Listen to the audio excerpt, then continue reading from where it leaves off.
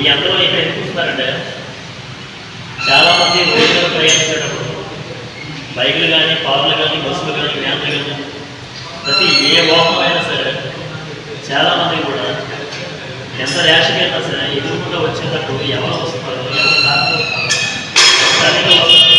చూసుకుంటూ జాగ్రత్తగా చెప్పడం కోసం నేను సో ఏంటంటే ప్రతి ఒక్కరు కూడా బైక్ ఉందనేసి వెళ్ళలేయడం, చాలా ర్యాష్గా వెళ్ళడం, చాలా తాగేసి ఇలా ఏంటంటే అవతల కాలేజ్ విద్యార్థులు అవ్వండి, కాలేజ్ విద్యార్థులు అవ్వండి, ఇలా ఆడవాళ్ళు మగవాళ్ళు చాలామంది ఇందులో కొంతమంది మానవత్వం అనేది లేకుండా చాలామంది రోడ్డు మీద ర్యాషనల్ డ్రైవింగ్ అనేది చాలామంది విద్యార్థులు తల్లిదండ్రుల యొక్క బాధ్యత వహించాలని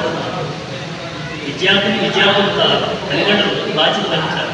సో ఆ బాధ్యత వాళ్ళు వహించకపోతే అది మనకి డేంజరస్. సో దీనికోసం మీరు ఇలా అర్థం చేసుకొని దాని యొక్క ప్రవర్తన గట్టిగా ఉంటాయి. అది మన మనసు బాగుంటుంది, మన తల్లిదండ్రులు బాగుంటుంది, మన పిల్లలు బాగుంటుంది, మన భవిష్యత్తు కూడా బాగుంటుంది. సో మీరు ఈరోజు కాలేజీలో చదువుతున్నారంటే దాని కారణం మార్చాల్సి, ఈ మార్చాల్సి అనేది మీ కాలేజీలో చదవస్తుందా రాదు.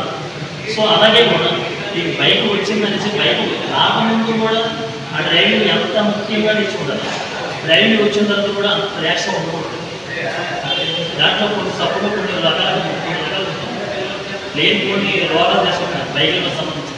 అంత ర్యాష్ డ్రైవింగ్ చేసినప్పుడు అలాగే బైకులు కూడా దాని వాచ్లు తిరిగిపోవడం, ఆ డ్రైవింగ్ వల్ల చాలా తప్పు జరగడం, లేకపోతే హెల్మెట్ లేకుండా తరగా పగిలిపోవడం, కొంతమంది కొన్ని రకాలుగా చాలా అవుట్ అయిపోతుంటారు.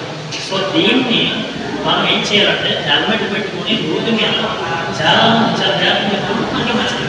సో మన తల్లిదండ్రులు కూడా బాగున్నారు, మన పిల్లలు బాగున్నారు. సో దీనికోసం నేను చెప్పింది ఓకే అయితే హ్యాపీ. Thank you.